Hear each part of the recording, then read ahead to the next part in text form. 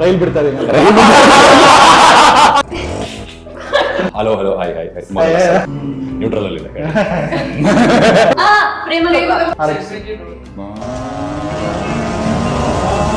Somewhere beyond the 7 oceans. ಇದ್ಯಾಕೋ ಮೀಮ್ ಆಗುವ ಎಲ್ಲ boy friend ಆಗಿ ರಶ್ಮಿಕಾ ಮಂದನ್ ಅವರು ಇಲ್ಲಿ ರಕ್ಷಿತ್ ಶೆಟ್ಟಿ ಆದ್ಮೇಲೆ ದೀಕ್ಷಿತ್ ಶೆಟ್ಟಿ ಬಾಯ್ ಫ್ರೆಂಡ್ ಆಗಿದ್ದಾರೆ. ಅಲ್ಲಿ ತುಂಬಾ ಪರ್ಸನಲ್ ಆಗ್ಬಿಡು. 27-28 ವರ್ಷದಿಂದ ನನ್ನ ಹೆಸರು ದೀಕ್ಷಿತ್ ಶೆಟ್ಟಿ.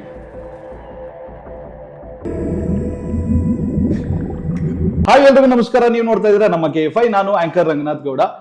ಕನ್ನಡ ಸಿನಿಮಾ ಇಂಡಸ್ಟ್ರಿನಲ್ಲಿ ಲವ್ ಸ್ಟೋರಿ ಬೇಸ್ಡ್ ಸಿನಿಮಾಗಳು ಬಹಳ ಬಂದಿದೆ ಅಂತಾನೆ ಹೇಳ್ಬೋದು.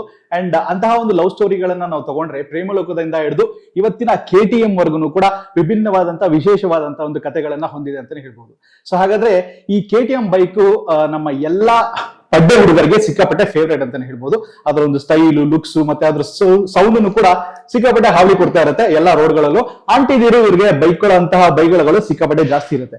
ಆದ್ರೆ ಈ KTM ಅನ್ನೋ ಒಂದು ಹೆಸರನ್ನ ಇಟ್ಕೊಂಡು ಒಂದು ಮೂವಿ ರೆಡಿ ಆಗಿದೆ. ಸೊ ಆ ಕಂಪ್ಲೀಟ್ ಚಿತ್ರತಂಡ ನನ್ನ ಜೊತೆಗಿದ್ದಾರೆ. ಅವ್ರನ್ನ ವೆಲ್ಕಮ್ ಮಾಡೋಣ. ಅದೇ ಚಂದನವನದ ಚೆಲುವೆಯವರು ನನ್ನ ಜೊತೆಗಿದ್ದಾರೆ. ಬಾಂಡ್ ರವಿಯ ಚೆಲುವೆ, ಮೊದಲನೇದಾಗಿ ಸ್ವಾಗತ, ನಮಸ್ಕಾರ. ಹೇಗಿದ್ದೀರಾ? ಎಸ್, ನಾನು ಆರಾಮಾಗಿದ್ದೀನಿ. ಅಂಡ್ ಅವ್ರ ಜೊತೆಗೆ ಸಂಜನಾ ಅವರನ್ನು ಕೂಡ ಇದ್ದಾರೆ. ಅವ್ರನ್ನು ಕೂಡ ಸ್ವಾಗತ ಕೊಡೋಣ. ನಮ್ಮ KFIಗೆ ಸ್ವಾಗತ, ನಮಸ್ಕಾರ. ಅಂಡ್ ಇವ್ರ ಬಗ್ಗೆ ಹೇಳಲೇಬೇಕು, ಇವರು ರಶ್ಮಿಕಾ ಮಂದನ್ ಅವರ ಬಾಯ್ ಫ್ರೆಂಡ್. ಸೊ ಹ್ಯಾಂಡ್ಸಮ್ ಹಂಕ್ ಯಾರು ಅಂತ ಹೇಳಿ ವೆಯ್ಟ್ ಮಾಡ್ತಾ ಇದ್ರೆ ಅವ್ರನ್ನ ಕಾರ್ಯಕ್ರಮಕ್ಕೆ ಸ್ವಾಗತ ಕೊಡೋಣ. KTM ನ ಹೀರೋ ಆಗಿರುವಂತಹ ದೀಕ್ಷಿತ್ ಶೆಟ್ಟಿ ಅವರು ನಮ್ಮ ಜೊತೆಗೆ ಇದ್ದಾರೆ. ನಮಸ್ಕಾರ. Thank you. So Dheekshith Shetty ಅವರಿಗೆ ಶಾಕ್ ಆಗಿರ್ಬೋದು ಸ್ಟಾರ್ಟಿಂಗ್ ಅಲ್ಲಿ ರಶ್ಮಿಕಾ ಮಂದನ್ ಅವರ ಬಾಯ್ ಫ್ರೆಂಡ್. ಅಭ್ಯಾಸ ಆಗ್ಬಿಟ್ಟಿದೆ. ವೆಲ್, 3 ಜನ ಹೇಗಿದ್ದೀರಾ? ಚೆನ್ನಾಗಿದ್ದೀವಿ, ನೀವು ಹೇಗಿದ್ದೀರಿ? ಎಸ್, ಆರಾಮಿದ್ದೀನಿ. So KTM rise in love. ತುಂಬಾ ಜನ ಬಿದ್ದು ಪ್ರೇಮಿಗಳು ಹಾಟ್ನೆಲ್ಲ ಪರ ಅಂತ ಕರ್ಕೊಂಡ್ಬಿಟ್ಟು ಹಾಳಾಗಿ ಹೋಗ್ಬಿಟ್ಟಿದ್ದಾರೆ. ಇನ್ ಕೆಲವರು ಉದ್ಧಾರ ಆಗಿದ್ದಾರೆ, ಇನ್ ಕೆಲವರು ಸಾಧನೆಗಳನ್ನ ಮಾಡ್ಬಿಟ್ಟಿದ್ದಾರೆ. ಸೊ ಫಾಲ್ ಇನ್ ಲವ್ ಅಂತ ಹೇಳಿದ ತಕ್ಷಣ ತುಂಬಾ ಜನ ನಾವು ಬಿದ್ಬಿಟ್ಟಿದೀವಿ ಗುರು ಲವ್ ಅಲ್ಲಿ ಅಂತ ಹೇಳ್ತೀವಿ. But what is this rise in love KTM? ಇಡೀ ಸಿನಿಮಾ ನೀವು ನೋಡಿದಾಗ ಗೊತ್ತಾಗುತ್ತೆ why that rise in love ಅಂತ. ಯಾಕಂದ್ರೆ ಬ್ರೇಕಪ್ ಆದಮೇಲೆ ಲೈಫ್ ಮುಗಿದೋಯ್ತು ಅಂತ ಅನ್ಕೊಳ್ಳೋದು ಒಂದು ಕಡೆ, ಆದರೆ ಅದನ್ನೆಲ್ಲ ಮೆಟ್ಟು ನಿಂತು ಜೀವನ ಸಾಧಿಸೋದು ಹೇಗೆ ಅಂತ ಇನ್ನೊಂದು ಕಡೆ. KTM ಯಾವ ಕಡೆಗೆ ಬೀಳುತ್ತೆ ಅಂತ ನಮ್ಗೆ ಸಿನಿಮಾ ನೋಡಿದಾಗ ಗೊತ್ತಾಗುತ್ತೆ. ಓಕೆ, ಸೊ ಕಾಜಲ್ ಅಗರ್ವಾಲ್ ಅಲ್ಲ ಕುಂದರ್ ಅವರು rise in love. So breakups ಮತ್ತೆ ಪ್ಯಾಚಪ್ಸ್ ಲವಲ್ ಕಾಮನ್. ಈ ಮೂವಿನಲ್ಲಿ ನಿಮ್ದು ಬ್ರೇಕಪ್ ಆಗತ್ತಾ ಅಥವಾ ಪ್ಯಾಚಪ್ ಆಗತ್ತಾ? ಇವಾಗ ಹೇಳಿದ್ರೆ ನೀವು 16 ಗೆ ಏನು ಅಲ್ವಾ? ಇದೆಲ್ಲ ನೋಡೋಕೆ 16 ಸೈಡ್ನಿಂದ ನಮಗೆ ಎಲ್ಲ ಆನ್ಸರ್ ಸಿಗುತ್ತೆ. It's a beautiful love story. ತುಂಬಾ ಚೆನ್ನಾಗಿ ಹೋಗುತ್ತೆ. ಅವ್ರ ಕ್ಯಾರೆಕ್ಟರ್ ಮೇಲೆ, ಅವ್ರ ಇಂಡಿವಿಜುವಲ್ ಕ್ಯಾರೆಕ್ಟರ್ ಮೇಲೆ ಅವ್ರ ಸ್ಟೋರಿ ಎಲ್ಲ ಹೋಗುತ್ತೆ. ಆ ಸ್ಟೋರಿಗೆ ನಾವು ಹೆಂಗೆ ಎಂಟರ್ ಆಗ್ತೀವಿ, ಇಫ್ ಎಕ್ಸಿಟ್ ಇಸ್ ದೇರ್ ಹೆಂಗೆ ಎಕ್ಸಿಟ್ ಆಗ್ತೀವಿ, ಇದೆಲ್ಲ ನಾವು 16 ಸೈಡ್ಗೆ ನೋಡ್ಬೋದು. ಓಕೆ, ಅಂಡ್ ಟೀಸರ್ ನಲ್ಲಿ ನೋಡ್ತಾ ಇರ್ಬೇಕಾದ್ರೆ ಇನ್ನೊಬ್ರು ಹೀರೋಯಿನ್ ಕೂಡ ನಮಗೆ ಕಾಣಿಸ್ಕೊಂತಾರೆ. ಸೊ ಅವರೇ ಸಂಜನಾ ಅವರು. ಸೊ ನಿಮ್ಮ ಪಾತ್ರದ ಬಗ್ಗೆ ಹೇಳ್ಬೇಕು ಅಂತ ಈ ಮೂವಿನಲ್ಲಿ. ಸೊ ಮಾಮೂಲಾಗಿ ಮಾತಾಡುವಾಗ ನಾವು ತುಂಬಾ ಡಿಪ್ಲೊಮ್ಯಾಟಿಕ್ ಆಗಿರ್ತೀವಿ. ಅಂದ್ರೆ ಡಿಪ್ಲೊಮ್ಯಾಟಿಕ್ ಆನ್ಸರ್ಸ್ ಕೊಡ್ತೀವಿ. ಅಂಡ್ ಒಂದು ಫಿಲ್ಟರ್ ಇರುತ್ತೆ, ಹೇಳ್ಬೇಕು ಹೇಳ್ಬಾರ್ದು ಅಂತ ಒಂದು ಫಿಲ್ಟರ್ ಇರುತ್ತೆ. ಬಟ್ ಈ ಪಾತ್ರಕ್ಕೆ ಆ ಫಿಲ್ಟರ್ ಇಲ್ಲೇ ಇಲ್ಲ. ಓಕೆ, ಸೊ ನೀವೊಂಥರ ಉಪೇಂದ್ರ ಅವ್ರ ಫ್ಯಾನ್. ಫಿಲ್ಟರ್ ಇರಲ್ಲ ಗುರು ಮಾತಲ್ಲಿ ಅಂತ. ಸೊ ಏನಾದ್ರು ಬೀಟ್ ಸೌಂಡ್ಗಳು ಬರುತ್ತಾ ಡೈಲಾಗ್ಸ್ ಗಳಲ್ಲಿ? ಇಲ್ಲ ಏನ್ ಕಟ್ಸಿ ಕೊಟ್ಟಿಲ್ಲ ನಮ್ಗೆ. ಓಕೆ, ಅದ್ಭುತವಾಗಿದೆ ಅಂತ ಸಂಚಾರ ಕಳಿಸಿದೆ. ಬೀಪ್ಸ್ ಗಳು ಏನಾದ್ರು ಬರ್ಬೋದಾ ಇಲ್ಲಿ? ಇಲ್ಲ. ಓಕೆ, ಅಂದ್ರೆ ನಿಮ್ಮ ಮೂವಿ ಡೈಲಾಗ್ಸ್ ಗಳಲ್ಲಿ ಕೆಲವೊಂದು ಏನಾದ್ರು ಪದಗಳನ್ನ ನೀವು ಯೂಸ್ ಮಾಡಿದೀರಾ ಅಂತ ವಿತೌಟ್ ಫಿಲ್ಟರ್ ಆ ತರದ ಏನಾದ್ರು? Okay, it is a rough love story ಅಂತ ಹೇಳ್ಬೋದು. Because not a rough love story, it's a love story. And also ಒಬ್ಬ ಹುಡುಗನ ಕತೆ, ಅವನ ಜರ್ನಿ.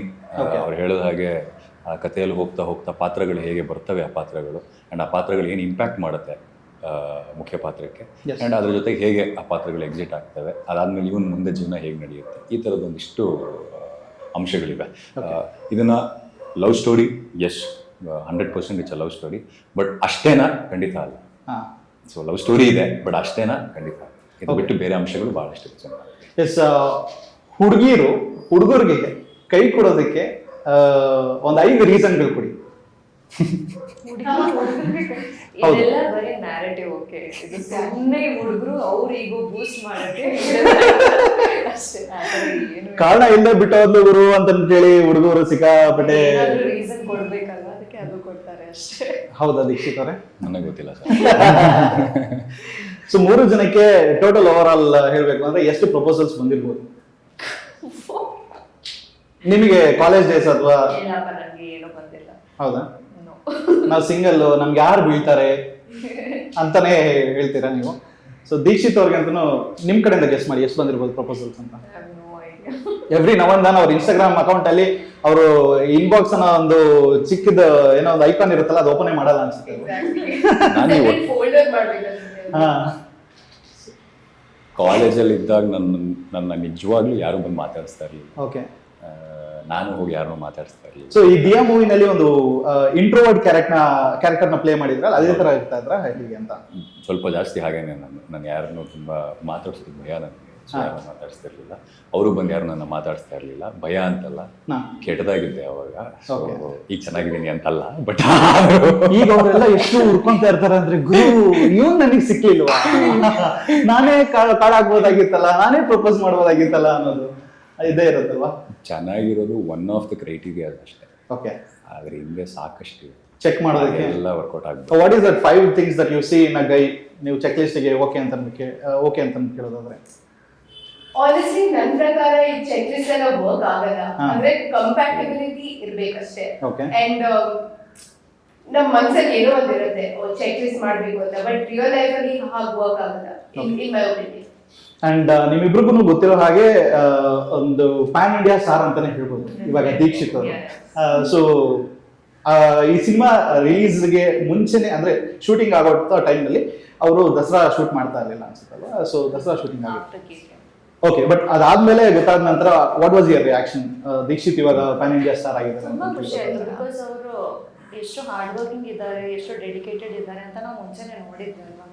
ಎಷ್ಟು ಅದೇ ಅವ್ರ ಡೆಡಿಕೇಶನ್ ತುಂಬಾ ಇದೆ ಅವ್ರ ಮೈಂಡ್ ಅಲ್ಲಿ. ಅಂದ್ರೆ does not do just for the sake of it. He has a lot of vision also, right vision. So ಹಂಗಿರೋರಿಗೆ ಕರೆಕ್ಟ್ ಪ್ಲಾಟ್ಫಾರ್ಮ್ ಸಿಕ್ಕಿದೆ ಅಂದ್ರೆ it's very we felt very happy for them. Yes. And ಈ ಒಂದು ಪ್ರಶ್ನೆನ ನಾನು actually director ಕೇಳಬೇಕು ಅರುಣ್ ಅವ್ರಿಗೆ, but ಆದ್ರೆ since director is not here, ನಾನು ದೀಕ್ಷಿತ್ ಅವ್ರಿಗೆ ಕೇಳ್ತೀನಿ. KTM ಯಾಕೆ ಈ ಒಂದು ಸಿನಿಮಾ ಟೈಟಲ್? KTM ಇವಾಗ ಏನಾಗುತ್ತೆ, KTM ಅಂತ ಕೇಳಿದಾಗ ಸುಮಾರು ಜನ ನನಗೆ ಪ್ರಶ್ನೆ ಕೇಳಿದ್ರು. ಅಂದ್ರೆ ಬೈಕ್ ಫೇಮಸ್ ಆಗಿದೆ ಆ ಕಾರಣಕ್ಕೋಸ್ಕರನ, ಅಥವಾ ಆಲ್ರೆಡಿ ಟ್ರೆಂಡಿಂಗ್ ಅಲ್ಲಿ ಇದೆ ಆ ಕಾರಣಕ್ಕೋಸ್ಕರ? ಖಂಡಿತವಾಗ್ಲೂ ಅಲ್ಲ. ಅದು ಇಡೋದಕ್ಕೆ ಒಂದು ಮುಖ್ಯ ಕಾರಣ ಇದೆ. ನೀವು ಅದು ಸಿನಿಮಾ ನೋಡಿದಾಗ ಗೊತ್ತಾಗುತ್ತೆ ಏನು ಕಾರಣ ಅದು ಅಂತ. ಆ್ಯಂಡ್ ನೀವು ಸಿನಿಮಾ ನೋಡಿದ್ಮೇಲೆ ಅನ್ಸುತ್ತೆ ನಿಮಗೆ ಇದಕ್ಕಿಂತ ಆಪ್ಟ್ ಆಗಿರೋ ಟೈಟಲ್ ಇನ್ನೊಂದು ಸೂಟ್ ಆಗ್ತಿರ್ಲಿಲ್ಲ ಈ ಸಿನಿಮಾಗೆ ಅಂತ ಅನ್ಸುತ್ತೆ. ಅದಕ್ಕೆ ಒಂದು ಸೀಕ್ವೆನ್ಸೇ ಇದೆ ಸಿನಿಮಾದಲ್ಲಿ. ಸೊ ಸಿನಿಮಾ ಟೈಟಲ್ ರಿವೀಲ್ ಆಗೋದನ್ನು ಬಹಳ ಅದ್ಭುತವಾಗಿ ಮಾಡಿದ್ರು. ನಿಮ್ಮ ಟೈಟಲ್ ರಿವೀಲ್ ಆಗೋದು ಒಂದು ಹಂತದಲ್ಲಿ ಟೈಟಲ್ ರಿವೀಲ್ ಆಗುತ್ತೆ, ಅದು ನಿಮಗೆ ಯಾವ ಕ್ಲಾರಿಟಿ ಸಿಗುತ್ತೆ what is cinema. Okay, so ಒಂದು ನಾರ್ಮಲ್ ಮೂವೀಸ್ ಗಳಲ್ಲಿ ಫಸ್ಟ್ನೇ ಟೈಟಲ್ ನ ರಿವೀಲ್ ಮಾಡಿ ಆಮೇಲೆ ಕತೆ ಕಂಟಿನ್ಯೂ ಆಗುತ್ತೆ, ಆ ತರ ಅಲ್ಲ ಇದು? ಖಂಡಿತವಾಗ್ಲೂ ಅಲ್ಲ. ಅದಕ್ಕೆ ಒಂದು ಸನ್ನಿವೇಶ ಇದೆ, ಸನ್ನಿವೇಶದಲ್ಲೇ ಟೈಟಲ್ ಬರುತ್ತೆ. ಆ ಟೈಟಲ್ ಬಂದಾಗ ನಿಮ್ಗೆ ಅರ್ಥ ಆಗುತ್ತೆ ಏನಕ್ಕೆ ನಾವು KTM ಅಂತ ಇಟ್ಟಿದ್ದೀವಿ. ಓಕೆ, ವ್ಯಾಲೆಂಟೈನ್ಸ್ ಡೇ ಆದ್ಮೇಲೆ ನೀವು ಬರ್ತಾ ಇದ್ದೀರಾ, ಅಂದ್ರೆ ಲವರ್ಸ್ ಗಳಿಗೆ ಒಂಥರ ಹೇಳಿ ಮಾಡಿಸಿರುವಂತ ದಿನಗಳು. ಯಾಕೆಂದ್ರೆ ಅವ್ರಿಗೂ ಒಂದು ದಿನ ಇದೆ ಸೆಲೆಬ್ರೇಟ್ ಮಾಡ್ಕೊಳ್ಳೋದಕ್ಕೆ ಅಂತ ಹೇಳಿ ಕೊಡ್ತಾ ಇರುವಂತ ಒಂದು ಏಕೈಕ ದಿನ ಅಂತ ಹೇಳಿದ್ರೆ ಅದು Valentine's day. So Valentine's day ಅಂತ ಬಂದಿದ ತಕ್ಷಣನೇ ನಿಮ್ಮ 3 ಜನದಲ್ಲಿ ಯಾರಿಗಾದ್ರೂ ಏನಾದ್ರೂ ನೆನಪುಗಳಿದೆಯಾ?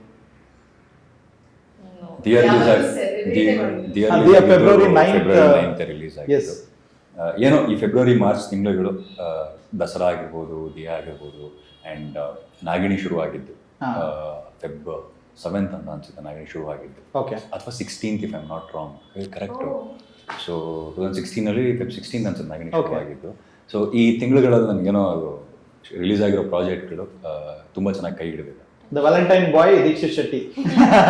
ಪ್ರೀತಿ ಆ್ಯಂಡ್ ಮಜಾ, ಖುಷಿ ವಿಚಾರ ಅಥವಾ ಏನೋ ಗೊತ್ತಿಲ್ಲ, ಇವತ್ತು ಒಂದು ಕಿಕ್ ಸ್ಟಾರ್ಟ್ ಮಾಡ್ತಾ ಇದ್ದೀವಿ KTM ಪ್ರಮೋಷನ್ಸ್ನ. ರವಿಚಂದ್ರನ್ ಸರ್ನ ಭೇಟಿ ಮಾಡ್ಕೊಂಡ್ಬಂದೆ. ಅದು ಅನ್ಎಕ್ಸ್ಪೆಕ್ಟೆಡ್ ಆಗಿ. ನಾನು ಹೈದರಾಬಾದಿಂದ ಬರ್ತಾ ಇದ್ದೆ, ಅವರು ಹೈದರಾಬಾದಿಂದ ಬರ್ತಾ ಇದ್ರು ಫ್ಲೈಟಲ್ಲಿ. ಆ್ಯಂಡ್ ಮಜಾ ಅಂತಂದ್ರೆ ನಾನು ಅವ್ರದ್ದು ಮಧ್ಯರಾತ್ರಿಲಿ ಹಾಡು ಕೇಳ್ತಾ ಇದ್ದೆ. ಅಲ್ಲಿ ನನ್ಗೆ ಅದ್ರಲ್ಲಿ ಲಾಸ್ಟ್ ಲೈನ್ ಬಹಳ ಇಷ್ಟ. ಯಾರ್ಯಾರ ಚೆಲುವೆ ಎಲ್ಲಿ, ಯಾರ್ಯಾರ ಋಣವು ಎಲ್ಲಿರುವುದು, ಒಂದೊಂದು ಅಕ್ಕಿಯ ಕಾಡಿನಲ್ಲಿ ತಿನ್ನೋ ಹೆಸರು ಕೆತ್ತಿರುವುದು ಅಂತ. ಇದು ಹಿಂಗೆ ಕೇಳ್ಕೊಂಡು ನನ್ನ ಹಿಂದೆ ಇರೋ ಮಗು ಸೀಟ್ನ ಒದೀತಾ ಇತ್ತು. ಸೊ ಆ ಮಗು ನಂಗೆ ಅಲ್ಲ ಮಾಡ್ಬೇಡಪ್ಪ ಅಂತ ಹಿಂಗೆ ತಿರುಗ್ಬಿಟ್ಟು ಹಿಂಗೆ ನೋಡ್ತೀನಿ, ರವಿ ಸರ್ ಅಲ್ಲಿ ಕೂತಿದ್ದಾರೆ. ಸೊ ನಾನು ಹಿಂಗೆ ನೋಡ್ಬಿಟ್ಟು ಓ ರವಿ ಸರ್ ಅಂತ. ಸೊ ಫ್ಲೈಟ್ ಲ್ಯಾಂಡ್ ಆದ ತಕ್ಷಣ ಹೋಗಿ ಮಾತಾಡಿಸಿ ಇಲ್ಲಿ ಇಂಟರ್ವ್ಯೂ ಬಂದಿದ್ದು ನಾನು. ಸೊ ಎಲ್ಲ ಒಂದು ಒಳ್ಳೆ ಗುಡ್ ಸೈನ್. ನೋಡೋಣ. ಎಸ್. ಸೊ ಪ್ರೇಮಲೋಕದ ಗುರುವಿನಿಂದನೇ ಒಂದು ದರ್ಶನ ಸಿಕ್ಕಿದೆ ಅಂತ ಹೇಳಿದ್ರೆ ಖಂಡಿತವಾಗ್ಲೂ ಒನ್ ಆಫ್ ದ ಅಂಡ್ ಅವರು ಕೇಳಿದ್ರು ಆಕ್ಚುಲಿ ಓಕೆ ಏನೋ ಮಾಡ್ತಿದ್ಯಾ ಕೇಳಿದ್ರು. ನಾನು ದಸರಾಗಿ ನಾನು ಅವ್ರ ಮನೆಗೆ ಹೋಗಿದ್ದೆ. ಓಕೆ. ಸೊ ಏನೋ ಮಾಡ್ತಿದ್ಯಾ ಅಂದ್ರು. ಸರ್ ಅದೇ ನಿಮ್ಗೆ ಟೀಸರ್ ತೋರಿಸಿದ್ನಲ್ಲ KTM 16 ರಿಲೀಸ್ ಆಗ್ತಿದೆ. ಓ ಹೌದಾ, okay okay okay, all the best all the best. ನಾನು ಅದೇ ಕೇಳೋಣ ಅನ್ಕೊಂಡೆ ಏನಾಗ್ತಿದೆ ಅದ್ರದ್ದು. ಅವತ್ತು ತೋರಿಸಿದ್ದೆ ನಾನು ಅವ್ರಿಗೆ ಟೀಸರ್. ಸೊ ನೆನಪು ಮಾಡ್ಕೊಂಡು he remembers that also. Very happy, very kind. And so Kajal ಅವರಿಗೆ ಬಾಂಡ್ ರವಿ ನಂತರ ಒಂದು ಸ್ಕ್ರಿಪ್ಟ್ಸ್ಗಳು ಬಂದಾಗ ನೀವು KTM ನ ಅಂದ್ರೆ KTM ನ ಮುಂಚೆನೇ ಶೂಟ್ ಮಾಡಿದ್ದೆ. KTM ಮುಂಚೆ. Okay. So officially this is your first film ನಂತರ? Second actually. ಅದು ಫಸ್ಟ್ ನಾನು ಮಾಯ ಕನ್ನಡಿ ಅಂತ ಒಂದು ಫಿಲ್ಮ್ ಮಾಡಿದೆ. ಓಕೆ. ಅದಾದ್ಮೇಲೆ KTM. ಓಕೆ. ಸೊ ಕ್ಯಾರೆಕ್ಟರ್ನ ಡೈರೆಕ್ಟರ್ ನಿಮ್ಮ ಹತ್ರ ಬಂದ್ಬಿಟ್ಟು ಎಕ್ಸ್ಪ್ಲೈನ್ ಮಾಡಿದಾಗ what is the one thing made you convincing to this role? ಅಂದ್ರೆ ಐ ಥಿಂಕ್ ರಿಲೇಟಿಬಿಲಿಟಿ ತುಂಬಾ ಇದೆ. Like she is very similar to me ಅಂತ ಅನಿಸ್ತು. ಯಾ, ಅದು ವೆರಿ ಸಿಂಪಲ್ ಗರ್ಲ್, ಒಬಿಡಿಯಂಟ್ ಇದ್ದಾರೆ, ಅವ್ರಿಗೆ ಒಂದು ಆಂಬಿಷನ್ ಇದೆ, ಆ ಆಂಬಿಷನ್ನ ಫಾಲೋ ಮಾಡ್ತಾರೆ, ಅದ್ರ ಮೇಲೆ ಕಾನ್ಸಂಟ್ರೇಷನ್ ಇದೆ, ಬೇರೆ ಅಲ್ಲಿ ಏನು ಹೋಗಲ್ಲ. ಸೊ ಐ ಥಿಂಕ್ ಇಷ್ಟ ಆಯಿತು. ಆ್ಯಂಡ್ ಓವರ್ ಆಲ್ ಸ್ಟೋರಿ ಕೂಡ I thought it was very beautiful story. So obviously ಖುಷಿ ಆಗುತ್ತಾಗ ಆ ಥರ story to be a part of such beautiful story. So and ನಿಮ್ಮ ಕ್ಯಾರೆಕ್ಟರ್ನ ನೀವು yes I will do it ಅಂತಂತೇಳಿ ಹೇಳೋದಕ್ಕೆ ಏನು ರೀಸನ್ ಇತ್ತು? ಸೊ ನಂಗೆ ಜಾಸ್ತಿ ಈ ಜಾನರೇ ಇಷ್ಟ, ಆಕ್ಚುಲಿ ರಾಮ್ ಕಾಮ್ಸ್ ಇಷ್ಟ ನಂಗೆ ಜಾಸ್ತಿ. ಸೊ ನನ್ನ ಮನಸ್ಸಲ್ಲಿ ಆ ಟೈಮಲ್ಲಿ I was like, oh I wish I get a rom com, I wish I get a nice college love story ಅಂತ. ಅಂಡ್ ಈ ಸಿನಿಮಾ ಬಂತು, ನನಗೆ ಡಿಸ್ಕಷನ್ ಎಲ್ಲ ನಡೀತು. ಅಂಡ್ ಆ ಕ್ಯಾರೆಕ್ಟರ್ ಸ್ವಲ್ಪ ಬೇರೆ ತರ ಇದ್ದಾರೆ, ಅಂದ್ರೆ ತುಂಬಾ ನಾನು ಹೇಳಿದಾಗೆ ಸ್ವಲ್ಪ ರೌಡಿ ತರ ಇದ್ದಾರೆ. So I thought it would be fun. Yes. And ಪ್ರೀತಿಯಲ್ಲಿ ಕೇಳಲೇ ಇಲ್ಲ KTM ನಿಮಗೆ ಅಂದ್ರೆ ನೀವು you are like okay. So ಹೆಣ್ಮಕ್ಳ ಜೊತೆ ಇಂಟರ್ವ್ಯೂ ಕೊಟ್ರೆ ಇದೇ ಸಮಸ್ಯೆ, ಯಾರೇನು ಪ್ರಶ್ನೆನೇ ಕೇಳಲ್ಲ, ಮತ್ತೆ ಬರೋದೇ ಇಲ್ಲ. ಓಕೆ.